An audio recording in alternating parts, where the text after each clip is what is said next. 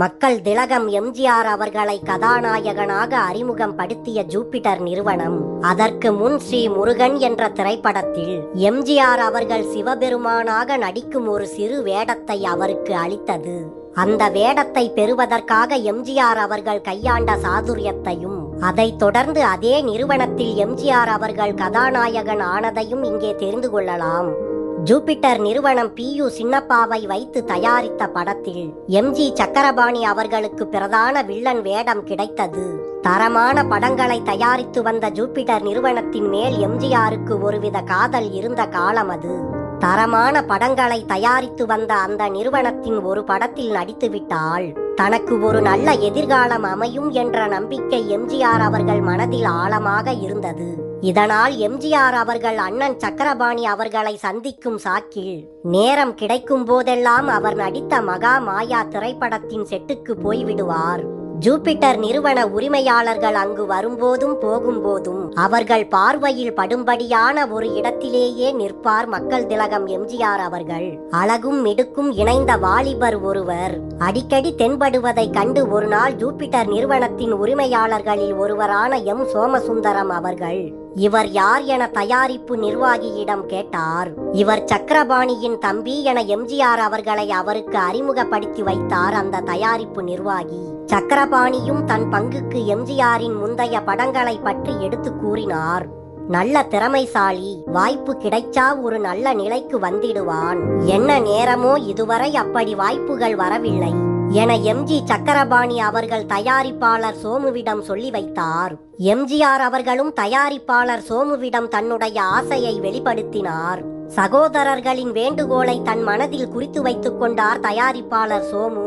என்றாலும் ஜூபிட்டர் நிறுவனத்தின் அடுத்த தயாரிப்பான என் மகன் படத்தில் எம்ஜிஆர் அவர்களுக்கு ஏற்ற வேடம் இல்லாததால் அவருக்கு வாய்ப்பு கிடைக்கவில்லை. எம்ஜிஆரின் கதாநாயகன் கனவு 10 வருடங்கள் தள்ளி போனதற்கு அவர் மட்டுமே காரணம் அல்ல. அன்றைய திரைப்பட சூழலும் அப்படி இருந்தது. தமிழ் சினிமா வளர ஆரம்பித்த காலகட்டத்தில் பாடல்களே படத்தின் வெற்றிக்கு முக்கிய காரணமாக இருந்தன. பாடல்களுக்கு முக்கியத்துவம் அளித்து படங்கள் தயாரிக்கப்பட்டன. நன்கு பாட தெரிந்தவர்கள் மட்டுமே திரைப்படங்களில் நடித்தனர். கதாநாயக நடிகர்கள் நடிகைகள் தங்களுக்கான பாடல்களை தாங்களே பாடினார்கள். இதனால் இயல்பாக பாடும் திறமை பெற்ற நடிகர்களே மக்களின் அபிமானம் பெற்றவர்களாக சினிமாவில் ஜெயிக்க முடிந்தது. நடிப்பு திறமைக்காக மட்டுமின்றி அவர்களின் குரல் வன்மைக்காகவும் அவர்கள் கொண்டாடப்பட்டனர். அன்றைய படங்களின் விளம்பர சுவரொட்டிகளில் கான மலையில் நனையுங்கள் என்றும் 47 பாடல்கள் அடங்கிய இனிய குடும்ப சித்திரம் என்றும் வாசகங்கள் இடம்பெற செய்வார்கள். அந்த அளவுக்கு பாடல்கள் அந்த காலகட்டத்தில் மக்களால் ரசிக்கப்பட்டன. தங்களுக்கு இருந்த பாட்டு திறமையினால் திரையுலகின் முதல் சூப்பர் ஸ்டாரான தியாகராஜ பாகவதர், PU சின்னப்பா, பொன்னப்பா பாகவதர், TR மகாலிங்கம் போன்றவர்கள் ரசிகர்களை தங்களின் பாடல்களாலும் நடிப்பாலும் கட்டி போட்டிருந்தனர். இதனால் நிறைய திறமைகள் இருந்தும் பாடி நடிக்க முடியாத நடிகர்கள் இவர்களை மீறி முன்னணி நடிகர்களாக வர முடியவில்லை. அவர்களுடன் ஒரு படத்தில் துண்டு காட்சியில் நடிப்பதே தங்களின் அதிகபட்ச பெருமையாக சிலர் கருத வேண்டி இருந்தது. அப்படி சோர்ந்து போன நடிகர்களில் மக்கள் திலகம் எம்ஜிஆர் அவர்களும் ஒருவர். ஆனால் மற்றவர்களில் இருந்து எம்ஜிஆர் அவர்கள் முற்றிலும் வேறுபட்டவர்.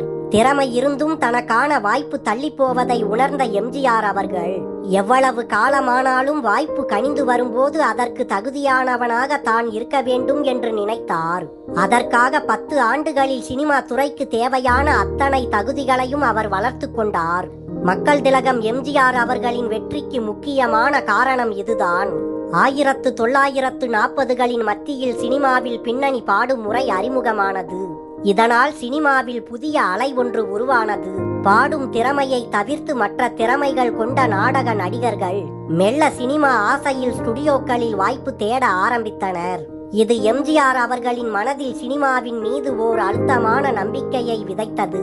இப்படி சோதனையான காலகட்டத்தில்தான் எம்ஜிஆர் அவர்களுக்கு ஸ்ரீ முருகன் பட வாய்ப்பு வந்தது. சென்ட்ரல் ஸ்டுடியோ என்ற பெயரில் வால்மீகி, ஸ்ரீ முருகன் என்ற 2 படங்களை 1945ஆம் ஆண்டு தயாரிக்க திட்டமிட்டது. ஜூபிட்டர் நிறுவனம் ஸ்ரீ முருகன் படத்தில் ஹொன்னப்ப பாகவதர் கதாநாயகனாக ஒப்பந்தம் செய்யப்பட்டார். இதில் சிவன் வேடத்துக்கு யாரை போடலாம் என பேசப்பட்ட போது சோமு அவர்களுக்கு எம்ஜிஆர் அவர்கள் நினைவில் வந்தார். அதன் மூலம் அப்படத்தில் எம்ஜிஆர் அவர்கள் ஒப்பந்தமானார். அதில் எம்ஜிஆர் அவர்களுக்கு ஜோடி தெலுங்கு நடிகை மாலதி. இவர்கள் இருவருக்கும் அந்த படத்தில் நடனங்களும் உண்டு. குறிப்பாக எம்ஜிஆர் அவர்கள் இதில் ருத்ர தாண்டவம், ஆனந்த தாண்டவம் என 2 நடனங்களை ஆடியிருப்பார். சண்டை, வாழ்வீச்சு என சகல துறைகளிலும் பயிற்சி பெற்று வந்த எம்ஜிஆர் அவர்கள் இந்த திரைப்படத்திற்காக நடனமும் கற்றுக்கொண்டார். இந்த திரைப்படத்தில் ஆடிய 2 நடனங்களுக்காக எம்ஜிஆர் அவர்கள் சுமார் 6 மாத காலம் குமார ஆசான் என்ற நடன ஆசிரியரிடம் முறையாக பயிற்சி எடுத்துக்கொண்டார். இது எம்ஜிஆர் அவர்களின் தொழில் சிரத்தை என்பதோடு மட்டுமல்லாமல் ஜூபிட்டர் நிறுவனம் தந்த வாய்ப்பு என்ன காரணத்துக்காகவும் கைவிட்டு போய்விடக்கூடாது என்ற அவரது ஜாக்கிரதை உணர்வும் கூட. ஒரு பாடலுக்காக இத்தனை கர்ம சிரத்தை எடுத்துக்கொண்டதும் தொழிலில் சுறுசுறுப்பும் அர்ப்பணிப்புமாக எம்ஜிஆர் அவர்கள் செயல்பட்ட விதமும் ஜூபிட்டர் நிறுவன உரிமையாளர்களுக்கு மிகவும் பிடித்து போனது. ஸ்ரீ முருகன் படம் தயாரிப்பில் இருந்தபோதே அந்த நிறுவனம் வித்யாபதி, ராஜகுமாரி என 2 படங்களை தயாரிக்க திட்டமிட்டிருந்தது. அதற்கான நடிகர்கள் தேர்வு நடந்தபோது ஸ்ரீ முருகனில் எம்ஜிஆர் தந்த ஒத்துழைப்பு சோமு அவர்களின் நினைவில் வந்து போனது. அதனால் ராஜகுமாரி திரைப்படத்தில் எம்ஜிஆர் அவர்களையே கதாநாயகனாக போடுவது என அவர் தீர்மானித்தார்.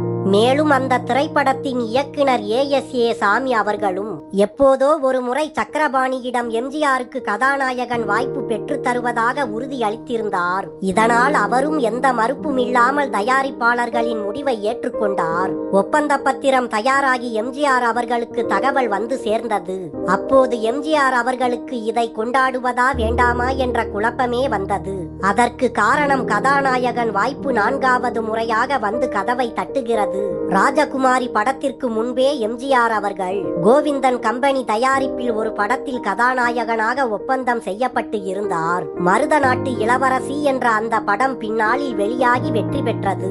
என்றாலும் எம்ஜிஆர் அவர்கள் அந்த படத்திற்கு அட்வான்ஸ் பெற்ற கொஞ்ச நாட்களிலேயே அந்த படம் வெளியாகுமா என சந்தேகம் கொள்ளும் அளவுக்கு அந்த படத்துக்கு பல தடைகள் உருவாகின. கடந்த காலங்களில் தான் கதாநாயகனாக ஒப்பந்தமானதை சொல்லி பின்னாளில் அது நிறைவேறாமல் போய் அவமானப்பட நேர்ந்ததால் ராஜகுமாரி பட வாய்ப்பு வந்தபோது அமைதியாகவே இருந்தார் எம்ஜிஆர் அவர்கள். ஆனால் ஸ்ரீ முருகன் படத்துடன் ராஜகுமாரியும் விறுவிறுவென தயாரானது. அப்போதுதான் நிச்சயம் இந்த முறை நாம் கதாநாயகன் ஆவோம் என்ற நம்பிக்கை எம்ஜிஆர் அவர்களுக்கு பிறந்தது. 1946ஆம் ஆண்டு அக்டோபர் மாதம் 17ஆம் தேதி ஸ்ரீ முருகன் படம் வெளியானது.